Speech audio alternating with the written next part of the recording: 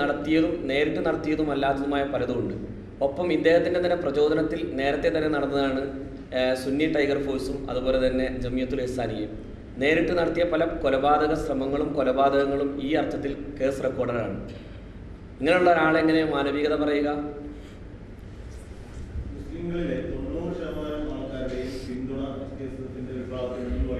തീർച്ചയായും ഈ ഒരു വെറും 10% പ്രവർത്തനങ്ങളെ തടയിടാൻ ഈ 20 വർഷമായിട്ടോ അല്ലെങ്കിൽ ഇത്രയും വർഷമായിട്ട് എന്തുകൊണ്ടാണ് സാധിക്കാത്തതും അങ്ങനെ ഒരു യജ്ഞം വിജയിക്കാത്തത് എന്തുകൊണ്ടാണ്? അത് SKSSF മാത്രമല്ല, ഏതൊരു മതസംഘടനക്കും ഏതൊരു രാഷ്ട്രീയ സംഘടനക്കും ഇപ്പോൾ ഞാൻ ഇവിടെ MP രാഘവൻ CPM-നെ സംബന്ധിച്ചിടത്തോളം ഒരു 2% പിൻബലം ഉണ്ടാകാൻ സാധ്യതയുള്ളൂ നമ്മൾ മനസ്സിലായി. 1%. എന്തുകൊണ്ട് MP രാഘവൻ്റെ പാർട്ടിയെ ഒതുക്കാൻ CPM-ന് സാധിക്കുന്നില്ല? അത് ആർക്കും സാധ്യമല്ല. കാരണം നമ്മൾ ജനാധിപത്യ വിധേയമായ ഒരു സംവിധാനത്തിൽ അത് നിയമപരമായ മാർഗങ്ങളിലൂടെ ബോധവൽക്കരിക്കുക എന്നല്ല തുടച്ചു മാറ്റാൻ നമുക്ക് സാധിക്കും നമ്മൾ വിശ്വസിക്കുന്നില്ല. ശ്രമിക്കുക, അപ്പോൾ മാറ്റങ്ങൾ വരും. അല്ല, ആ ശ്രമത്തിൻ്റെയും വിജയത്തിൻ്റെയും ഭാഗമാണല്ലോ ഇപ്പോൾ ഞങ്ങൾ നടത്തിയ ഏറ്റവും പ്രധാനപ്പെട്ട ഒരു സമരമാണ് ഈ കഴിഞ്ഞ ഈ 6-7 മാസങ്ങൾക്കിടയിൽ നടന്ന ഈ മുടി സംബന്ധമായ ഒരു പ്രശ്നം. ആ പ്രശ്നം കേരളത്തിലെ പൊതുസമൂഹം ഏറ്റെടുത്തല്ലോ. പിണറായി വിജയൻ ഉൾപ്പെടെയുള്ളവർ പോലും ഈ വിഷയത്തിൽ അഭിപ്രായം പറഞ്ഞല്ലോ.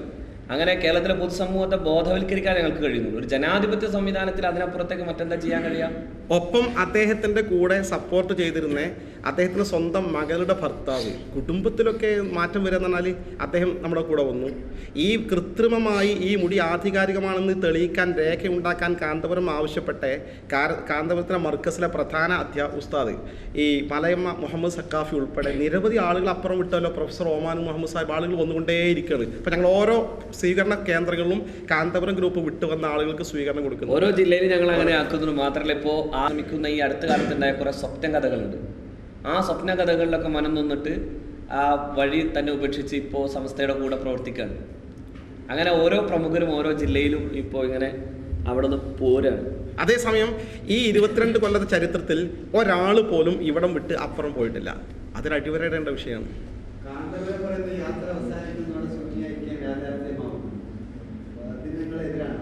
അല്ല, അത് ചിലപ്പോൾ ഇങ്ങനെ സത്യമാവും. അതോടുകൂടി അവരുടെ കൂട്ടത്തിലെ ഒരു വലിയ സിംഹഭാഗവും സമസ്തയിലേക്ക് പോരാൻ സാധ്യതയുണ്ട്. അങ്ങനെ അതോടുകൂടി സുന്യായിക്കും യാഥാർത്ഥ്യമാകാൻ സാധ്യതയുണ്ട്. ആ നിലയിൽ പിന്നെ നാമമാത്രമായി കാന്തപുരം ഒറ്റപ്പെടും. അതായത് ഇപ്പം ഇന്നലെ കാന്തപുരത്തിൻ്റെ വലങ്കയ്യായി പ്രവർത്തിച്ചിരുന്ന തോക്ക ഉസ്താദ്, ഇവിടുത്തെ പിന്നെ മംഗലാപുരം കാളി, ഇദ്ദേഹം പിന്നെ ഗൾഫിലെ പ്രധാനിയും സമ്പന്നനും മതപണ്ഡിതനും കാന്തപുരത്തിൻ്റെ വലങ്കയ്യ. കാന്തപുരത്തിന് പണക്കാരുടെ ബന്ധം, ഇദ്ദേഹത്തോട് വലിയ ബന്ധം ഉണ്ടായെന്ന് ഉറപ്പ്. ഇദ്ദേഹം നേരെ തുറന്ന് ഉദ്ഘാടന സമ്മേളനത്തിൽ പ്രസംഗിച്ചു. കാന്തപുരം വിഭാഗത്തിലെ നേതാക്കന്മാരുമായൊക്കെ നല്ല ബന്ധമുള്ള ആളായിരുന്നു ഞാൻ. അവരൊക്കെ കാന്തപുരത്തെക്കുറിച്ച് അദ്ദേഹം ഒരു സമ്പത്തിൻ്റെ പണ്ഡിതനാണ്, യഥാർത്ഥ പണ്ഡിതനല്ല എന്ന് അദ്ദേഹം പരസ്യമായി പ്രഖ്യാപിച്ചു. അപ്പം ഞാൻ ചോദിച്ചു അവരേറ്റവും പ്രധാനിയായ തങ്ങളെ പിന്നെ എന്തിനാണ് ഇദ്ദേഹത്തെ നമ്മൾ സപ്പോർട്ട് ചെയ്യുന്നത് ചോദിച്ചു. അപ്പോൾ തങ്ങൾ എന്നോട് പറഞ്ഞു, അദ്ദേഹം കുറച്ച് യത്തീം കുട്ടികളൊക്കെ സംരക്ഷിക്കുന്നതിന് നമ്മൾ പ്രശ്നം ഉണ്ടാക്കാൻ അങ്ങനെ നോക്കി പോവുക എന്നൊരു സമീപനമാണ് പറഞ്ഞത്. അപ്പോൾ ഇവർ പോലും ഇതാണ് നിലപാട്. അപ്പോൾ അവരൊക്കെ പിൻവാങ്ങാൻ ചില പ്രതിബന്ധങ്ങൾ ഉണ്ടായേക്കാം, പക്ഷേ മാനസികമായി അകന്നു നിൽക്കുന്ന കാഴ്ചയാണ് കാണാൻ സാധിക്കും. അവരൊക്കെ ഞങ്ങൾ സ്വാഗതം ചെയ്യാണ്. ഏതായാലും ഇതോടുകൂടി കാന്തപുരത്തിന് മാനവിക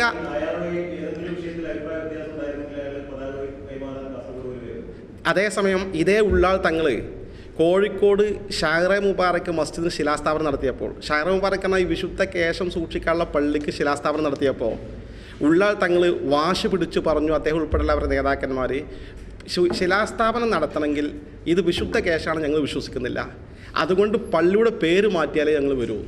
ലാസ്റ്റ് കാന്തപുരം അടിസ്ഥാനപരമായ വിഷയമായി ഇത്രയും കാലം കൊണ്ടു നടന്ന് പിരിച്ചെടുത്ത കാശ് ഈ വിശുദ്ധ കേശത്തിൻ്റെ പള്ളിക്കാണെങ്കിൽ അദ്ദേഹം പേര് മാറ്റി വിശുദ്ധ കേശം സൂക്ഷിക്കാനുള്ള പള്ളി എന്ന് പേര് മാറ്റി മസ്ജിദുൽ ആസാർ, പുരാവസ്തുക്കൾ സൂക്ഷിക്കാനുള്ള പള്ളി എന്നാക്കി പേരാക്കി മാറ്റിയപ്പോഴാണ് ഉള്ളാൾ തങ്ങൾ പങ്കെടുത്തത്. മുടി വ്യാജ സംവിധാനങ്ങളുമായി ഉള്ളാൾ തങ്ങൾ അദ്ദേഹത്തോട് രാജിയാകുന്നില്ല എന്നുള്ള പ്രകടമായ തെളിവാണ് അദ്ദേഹം. അതിനുശേഷം പേര് മാറ്റിയതിന് ശേഷമാണല്ലോ അതാണ്.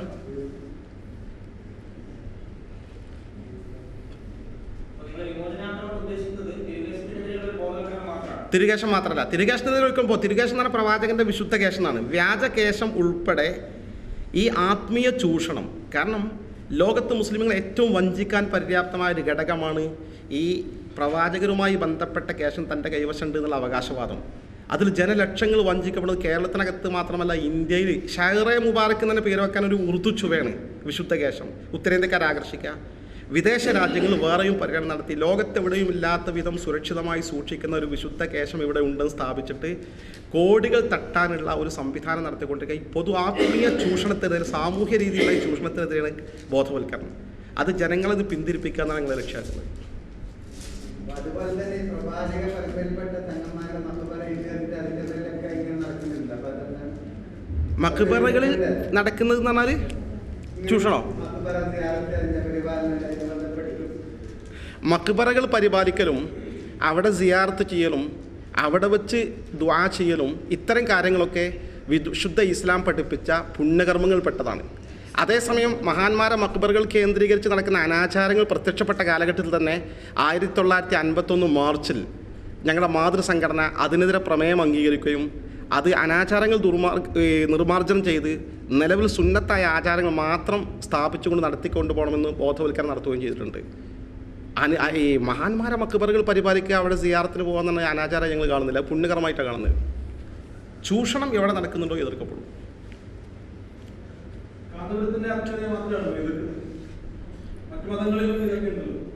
മറ്റു മതങ്ങളുടെ കാര്യം ഞങ്ങളിപ്പോൾ ഏറ്റെടുക്കുക.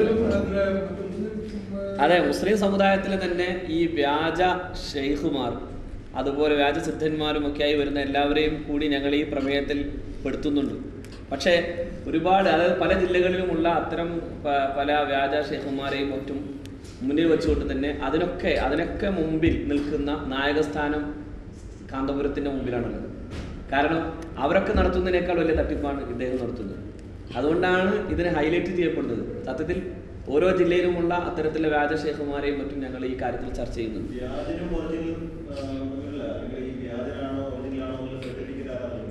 അത് ഇസ്ലാമിക പ്രമാണങ്ങളാണ്.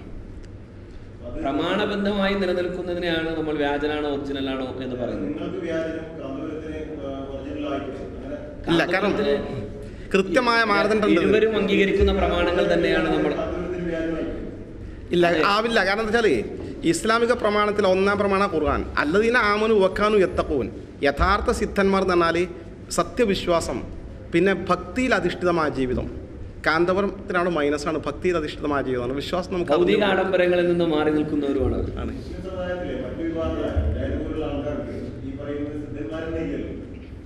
ആർക്ക് ഇല്ല. മുജാഹിദ് ജമാഅത്ത് പോലുള്ള ഈ പുതിയ ചിന്താഗതിക്കാർ, അത്തരം ആളുകൾ ഇതിൽ ചർച്ചാ വിഷയമല്ല. ഇപ്പോൾ പ്രവാചകന്മാരെ തന്നെ നിഷേധിക്കുന്ന ആളുകളുണ്ടല്ലോ, അത്തരം ആളുകളെ നമ്മൾ ചർച്ചയ്ക്ക് ഇപ്പോൾ എടുക്കുന്നില്ല. ഇപ്പോൾ വ്യാജ സിദ്ധന്മാരെ വേറെ കാര്യം, ഇത് പ്രമാണങ്ങൾ കൊണ്ടാണ് ഇത് സിദ്ധൻ വ്യാജനാണോ അല്ലയോ എന്നറിയുന്നത്. അതേ വിഷയത്തിൽ മുജാഹിദ് ജമാഅത്തെ ഇസ്ലാമി പ്രമാണവുമായി നമ്മോട് തർക്കിക്കാൻ വരട്ടെ, അപ്പോൾ അവിടെ നമുക്കാവാം. ഇവിടെ പ്രമാണം ഉണ്ടെന്ന് പറഞ്ഞുകൊണ്ടാണ് കാന്തപുരം ഈ മുടി കൊണ്ടുവച്ചത്. അതിനുശേഷം പിന്നീട് നമ്മൾ നടത്തിയ സംശയങ്ങളുടെയും ആരോപണങ്ങളുടെയും അത്തരത്തിലുള്ള ചോദ്യങ്ങളുടെയും മുമ്പിൽ ആ പ്രമാണം ഇല്ലെന്ന് വരുന്നു. ഇവിടെയും ഞങ്ങൾ ചോദിക്കുന്നതും ഇത് ഈ വ്യാജമാണെന്ന് കൃത്യമായി തെളിയിക്കപ്പെട്ടപ്പോഴും പ്രമാണങ്ങൾ കൊണ്ടുവരാൻ അല്ലെങ്കിൽ അത് സംബന്ധമായ ഒരു വിശദീകരണം ആ നിലയിൽ നടത്താൻ ഇതുവരെ കാന്തപുരം തയ്യാറായിട്ടില്ല. കാന്തപുരം അതിൽ നിന്ന് ഒഴിയാനാണ് ഇപ്പോൾ മാനവികത ഉണർത്താൻ ഇറങ്ങി പുറപ്പെട്ടുള്ളത്.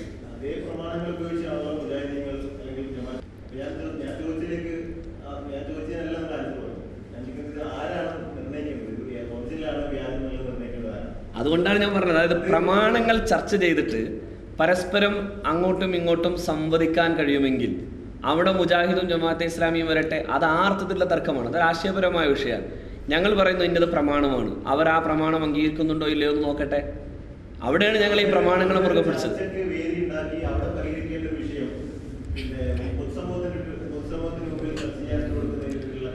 ഇത് സംബന്ധിച്ച് പൊതുസമൂഹത്തിൽ ഇറക്കിക്കൊണ്ടുവരുന്നതിന് മുമ്പ് കാന്തപുരവുമായി ടെലിഫോൺ ചെയ്ത ആളാണ് ഞാൻ. ഈ വിഷയത്തെക്കുറിച്ച് അതിൻ്റെ ഒരു ആധികാരികത അന്വേഷിച്ചുള്ളത്, വിവാദാകാതിരിക്കാൻ നമുക്ക് പൊതുസമൂഹത്തിൽ മറുപടി പറയാൻ കിട്ടണം എന്ന് പറഞ്ഞിട്ട് പ്രാഥമിക ചർച്ച നടന്ന് രണ്ടാം ഘട്ടം മധ്യസ്ഥൻ മുഖേന അദ്ദേഹവുമായി ഡിസ്കഷൻ നടത്തി. ഇനി കാന്തപുരത്തിന് ഒഴിവില്ലെങ്കിൽ, തിരക്കാണെങ്കിൽ കാന്തപുരം നമുക്ക് ഇതിനെപ്പറ്റി പറഞ്ഞുതരാൻ പറ്റിയ ആരെങ്കിലും വിശ്വസ്തരാവുന്നവരുടെ പ്രതിനിധികളെ ഏൽപ്പിച്ചാൽ മതിയായിരുന്നു. അപ്പോൾ കാന്തപുരം അറിയിച്ചു, പിന്നെ എനിക്ക് തന്നെ നേരിട്ട് അവരുടെ കൂടെ ഇരിക്കണം ഈ മധ്യസ്ഥനോട്. ഞാനിപ്പോൾ ബംഗ്ലാദേശിലുള്ളത്, 3 ദിവസം കൊണ്ട് നാട്ടിൽ തിരിച്ചെത്തും, എന്നിട്ട് ചർച്ചയാകാൻ നമ്മൾ. അങ്ങനെ അദ്ദേഹം നേരിട്ട് ബാംഗ്ലൂരിലെത്തി. ബാംഗ്ലൂരിൽ നിന്ന് നമ്മുടെ ഈ മധ്യസ്ഥനെ വിളിച്ചു.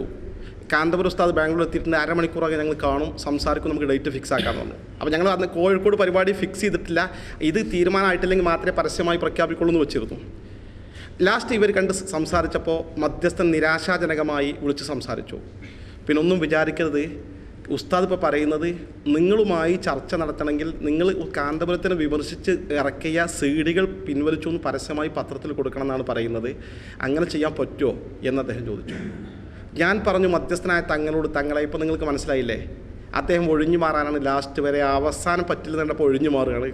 ഞങ്ങൾ ഈ സീഡികൾ പിൻവലിക്കാമെന്ന് വെച്ചാൽ തന്നെ അവർ തിരിച്ച് ഞങ്ങളെ പണ്ഡിതന്മാർ കാഫിറാണെന്ന് പോലും പറഞ്ഞ പ്രസ്താവന ഇറക്കിയ സീഡികളുണ്ട്. അതെല്ലാം പരസ്പരം പിൻവലിച്ച് കഴിഞ്ഞിട്ട് ഈ ചർച്ച നടക്കുമോ വെച്ചു. എനിക്കും പ്രതീക്ഷയല്ല, എങ്കിലും ഞാൻ ഒന്നുകൂടി ശ്രമിക്കാമെന്ന് പറഞ്ഞു. ലാസ്റ്റ് ആ ചർച്ച നടക്കാതെ പോയത് കൊണ്ടാണ് ഞാൻ പരസ്യമായി പ്രഖ്യാപിച്ചത്. ഇന്നും മുജാഹിദ് ജമാഅത്ത് വിഭാഗങ്ങളും ഞങ്ങളും തമ്മിൽ ആശയപരമായ വ്യതിയാനമുണ്ട്. കാന്തപുരം സുന്നി ഞങ്ങൾ അംഗീകരിക്കുന്ന കിതാബാണ് അംഗീകരിക്കുന്നത്. കാന്തപുരമാണ് പരസ്യമായി പറഞ്ഞത് മുടി ആധികാരികമാകണമെങ്കിൽ അത് പ്രവാചക തിരുമേനി മുഖേന കൈമാറി പോകുന്നു എന്ന പ്രവാചക ശൃംഖല, കൈമാറ്റ ശൃംഖല സനത് വേണമെന്ന് കാന്തപുര പ്രഖ്യാപിച്ചത്. അപ്പോൾ ഞങ്ങൾ യോജിക്കുന്നുണ്ട്. പ്രവാചകൻ്റെ മുടിക്ക് നിഴലുണ്ടാകില്ല, അത് കത്തിച്ചാൽ കത്തില്ല, അതിൽ ഈച്ചയിരിക്കില്ല, ഞങ്ങളും അവരും യോജിക്കുന്നുണ്ട്. അപ്പോൾ ഈ അടിസ്ഥാനത്തിൽ അവരും ഞങ്ങളും യോജിക്കുന്ന ഈ പ്രമാണങ്ങളുടെ അടിസ്ഥാനത്തിൽ ഒരു ചർച്ച വെച്ചാൽ ഈ പ്രശ്നം പെട്ടെന്ന് തീർക്കാവുന്നതാണ്. അവരെന്തുകൊണ്ട് ഡിസ്കഷൻ ചെയ്യാൻ ചാടി വീണ്, നിങ്ങൾക്കറിയാം ഗ്രാമാന്തരങ്ങൾ തോറും സംവാദത്തിന് വെല്ലുവിളിക്കുന്ന ആളുകളാണ് കാന്തപുര ഗ്രൂപ്പ്. ഞങ്ങളെപ്പോലല്ല, ഞങ്ങൾ ആവശ്യമാണെങ്കിൽ സംവാദം നടത്തുള്ളൂ. ഈ വിഷയത്തിൽ മാത്രം എന്തുകൊണ്ട് ഒന്നുകിൽ ഒരു മേശക്കിട്ടൊരു ഡിസ്കഷൻ അല്ലെങ്കിൽ ഒരു ഓപ്പൺ സംവാദം, ഞങ്ങൾ ഏത് നിമിഷവും റെഡിയാണ്, അവരെന്തുകൊണ്ട് സജ്ജമാകുന്നില്ല? അവിടെയാണ് ദുരൂഹത. സാന്നിധ്യത്തിൽ വെച്ച് ഈ വിഷയങ്ങൾ പ്രമാണാടിസ്ഥാനത്തിൽ ചർച്ച ചെയ്യാം, അവർ വരട്ടെ. പക്ഷേ ആ ചർച്ചയും വെല്ലുവിളിയും അവർ ഏറ്റെടുക്കാൻ പോലും തയ്യാറായില്ല. എന്ന് മാത്രമല്ല, ഞങ്ങൾ ഇപ്പോഴും റെഡിയാണ്. ഈ മുടി കൈമാറി കൊടുത്ത അഹമ്മദ് ഹസ്രജി ശിലാസ്ഥാപന ചടങ്ങെന്ന ഈ നാടകത്തിലൂടെ വന്നപ്പോൾ ഞങ്ങൾ പരസ്യമായി പറഞ്ഞു, അദ്ദേഹം മുഖേന ഞങ്ങളിവിടെ മധ്യസ്ഥന്മാർ മുഖേന ചർച്ച ചെയ്യാൻ ഞങ്ങൾ സന്നദ്ധ വാർത്താ സമ്മേളനത്തിൽ അറിയിച്ചു കോഴിക്കോട്. അവർ പോസിറ്റീവായി പ്രതികരിച്ചില്ലല്ലോ. അവർ പിന്നെ പറയുന്നുണ്ട് മർക്കസിലേക്ക് വരട്ടെ. അങ്ങനെ ഒറ്റക്ക് മർക്കസിലേക്ക് പോകണ്ട, പൊതുസമൂഹത്തിന്റെ മാധ്യസ്ഥത്തോട് പോകാൻ തയ്യാറാണ്. യാതൊരു സംശയമില്ല, നിങ്ങൾക്ക് വേണമെങ്കിൽ നേതൃത്വം കൊടുക്കാം. ഞങ്ങൾ ഈ മുടിയെ എതിർക്കാൻ വേണ്ടി കാന്തപുരത്തിന് കിട്ടിയ മുടി എവിടെയാണോ എന്ന് അന്വേഷിച്ച് തേടി പിടിച്ച് ബോംബെയിലെ ചോർ ബസാർ എന്ന് പറഞ്ഞ ബസാറിലാണ് ഈ കാന്തപുരത്തിന് മുടി കിട്ടിയ കേന്ദ്രം. അദ്ദേഹത്തെ തേടി പിടിച്ച് കണ്ടെത്തി. അപ്പോൾ അദ്ദേഹത്തിൻ്റെ കൈവശം ധാരാളം മുടികളുടെ ശേഖരമുണ്ട്, വലിയൊരു മുടിക്കെട്ട്. അതെ, ഞങ്ങളുടെ കൈവശമല്ല, ലോകത്ത് ഈ പ്രവാചകരുടെ തിരുകേശം ഞങ്ങളെ ഒറിജിനൽ ഇല്ല. കാന്തപുരത്തിന് കിട്ടിയ വ്യാജകേശം ഞങ്ങളുടെ കൈവശം ഉണ്ടായത്. ഈ ഒറിജിനൽ തിരുകേശം ഇന്ത്യയിൽ തമിഴ്നാട്ടിൽ വെല്ലൂരിലുണ്ട്, കശ്മീരിൽ ഹസ്രത്ത് ബാൽ മസ്ജിദിലുണ്ട്. ഇങ്ങനെ ലോകത്ത് അറിയപ്പെട്ട കേന്ദ്രങ്ങളുണ്ട്. അത് എല്ലാ കിതാബുകളിലും ഗ്രന്ഥങ്ങളും ചരിത്രത്തിലും അറിയപ്പെട്ടതാ. അല്ല പുതിയത് എവിടുന്ന് കിട്ടാനാണ്? ഉള്ളതല്ലുണ്ടാവും. ദുരൂഹമായതുകൊണ്ടാണല്ലോ ഇതിൽ സംശയിക്കപ്പെട്ടത്. അവിടെ പ്രശ്നം ഒരു വളരെ നീണ്ട 70 സെന്റിമീറ്റർ വരുന്ന മുടി കഷ്ണത്തിൽ നിന്നാണ് ഈ മുടി ഇവിടെ കൊണ്ടുവരപ്പെടുന്നത്. അത് മാത്രമല്ല, കെട്ടുകണക്കിന് വരുന്ന മുടികളും. അത്തരം മുടികളുള്ള ഒരു സ്ഥലത്ത് നിന്ന് ഇത് കൊണ്ടുവരുമ്പോൾ ചരിത്രത്തിൽ യാതൊരു പരാമർശവും ഇല്ലാത്ത ഒരു സ്രോതസ്സിൽ നിന്നാണ് ഇത് വന്നത്. അതുകൊണ്ടാണ് ഇതിൻ്റെ പ്രമാണം ചോദിച്ചത്. ആ പ്രമാണം ആദ്യം പറയുകയും പിന്നെ മാറ്റി പറയുകയും ചെയ്തു എന്നതാണ് കാന്തപുരം ചെയ്ത ഏറ്റവും വലിയ പ്രശ്നം. മരണവുമായി ബന്ധപ്പെട്ട അന്വേഷണം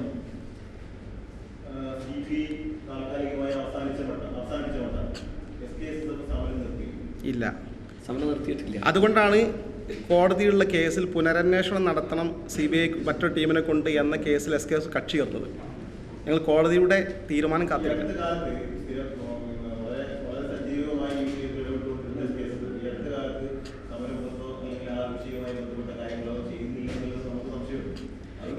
അല്ല, ഇത് തന്നെയാണ് പ്രശ്നം. കോടതിയിൽ അവർ പോസിറ്റീവായിട്ടാണ് കാര്യങ്ങൾ നടക്കുന്നത്. ഇപ്പോൾ CBI വശമുള്ള ഈ കേസ് പകർപ്പ് നമുക്ക് കക്ഷികൾ കൈമാറാൻ കോടതി തീരുമാനിച്ചിട്ടുണ്ട്. കിട്ടും. തുടർന്ന് തന്നെ നിയമ നടപടികളുമായി മുന്നോട്ട് പോകാണ്. കോടതിയുടെ തീർപ്പിന് വിധേയമാകാൻ കാത്തിരിക്കുകയാണ്. കോടതിയുടെ തീർപ്പ് അനുസരിച്ച് ആണല്ലോ അടുത്ത സ്റ്റെപ്പ് മുന്നോട്ട് പോകേണ്ട. കോടതിയുള്ള കാര്യമായതുകൊണ്ട് ഒരു കാരണവശാലും ഈ വിഷയത്തിൽ വിട്ടുവീഴ്ചല്ല.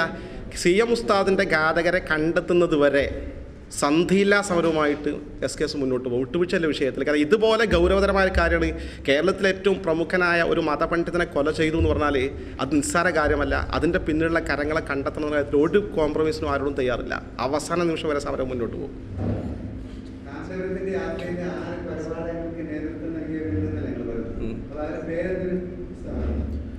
അതൊക്കെ നിങ്ങൾ അറിയുന്നവരും അല്ലെങ്കിൽ നിങ്ങൾക്കും അറിയാവുന്നവരാണ്. അത് വിശദീകരിക്കേണ്ട ആവശ്യം വരുന്നില്ല. പത്രവാർത്തയിൽ വന്നാണ്, പത്രം തന്നെ റിപ്പോർട്ട് ചെയ്താണ്. ആ പത്രത്തിൽ കട്ടിങ്ങില്ലേ ഇവിടെ സത്തറേ, പത്ര കട്ടിങ്ങില്ലേ, ആ 5-6 കൊലപാതകങ്ങളുടെ ഡീറ്റെയിൽസ് ഒന്ന് വായിച്ചാൽ. ഒരു സമുദായത്തിന്റെ ബോധമണ്ഡലത്തെ ഇങ്ങനെ അട്ടിമറിക്കാനുള്ള ശ്രമം നടക്കുമ്പോൾ അതൊരു നിസ്സാര വിഷയമല്ല. പ്രത്യേകിച്ചും പ്രവാചകൻ എന്ന് പറയുന്നത് ഈ സമുദായത്തെ സംബന്ധിച്ചിടത്തോളം അവരുടെ ഏറ്റവും വലിയ ഒന്നാണ്, ജീവന്റെ ജീവനാണ്. അങ്ങനെയുള്ള പ്രവാചകനെ വെച്ചുകൊണ്ടാണ് ഈ ചൂഷണം നടത്തുന്നത്. അത് അപാരമായൊരു തിന്മയാണ്. ആ അപരാധത്തിനെതിരെ ഒരു മതസംഘടന എന്ന നിലയിൽ നമുക്ക് ധാർമ്മികമായി അതിനെതിരെ പറയേണ്ട ഒരു വലിയ ഉത്തരവാദിത്വമുണ്ട്. അതുകൊണ്ടാണ് ആ ഉത്തരവാദിത്വം ഞങ്ങൾ ഏറ്റെടുക്കുന്നത്. മാത്രവുമല്ല, ഈ കാന്തപുരത്തിന്റെ ഈ 20 കൊല്ലത്തെ ജീവിതകാലങ്ങളിൽ അദ്ദേഹം നേരിട്ടോ അല്ലാതെയോ പ്രചോദനം കൊണ്ടോ നടത്തിയിട്ടുള്ള ഒരുപാട് ക്രിമിനൽ കേസുകളാണ് ഞങ്ങളിവിടെ പറഞ്ഞു വെച്ചത്. ഇത്തരം ഒരാൾ വളരെ ആർഭാടമായ വാഹനങ്ങളിൽ ഇരുന്ന് ഇതാണ് പാണ്ഡിത്യത്തിന്റെ ശ്രേഷ്ഠത, അതാണ് മാനം എന്ന സ്വഭാവത്തിലേക്ക് കാര്യങ്ങളെ കൊണ്ടുപോകുന്നത് വിശ്വാസികൾക്കിടയിലേക്ക് ബോധപരമായ ഒരു വലിയ അട്ടിമറിക്ക് സാധ്യതയുണ്ട്. അതിനെ ചെറുക്കേണ്ടത് ഒരു വിദ്യാർത്ഥി സംഘടനയുടെ, ഒരു മതസംഘടനയുടെ, ഒരു ധാർമ്മിക സംഘടനയുടെ, ഒരു സാമൂഹിക ജീവിതത്തെക്കുറിച്ച് ആലോചിക്കുന്ന സംഘടനയുടെ ബാധ്യതയാണ്. അതുകൊണ്ട് തന്നെയാണ് ഞങ്ങളത് ഏറ്റെടുത്തത്. അന്ന് വായിച്ചു കൊടുത്ത സത്താറ പത്രവാർത്ത 6 വരെ വധത്തിന് പിന്നിൽ.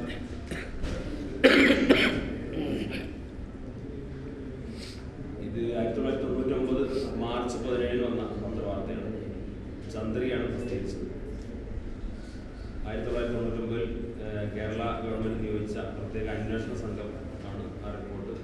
6 കൊലപാതകങ്ങൾക്ക് പിന്നിൽ സുന്നി ടൈഗർ ഫോഴ്സ് ആണെന്നാണ് പറഞ്ഞത്.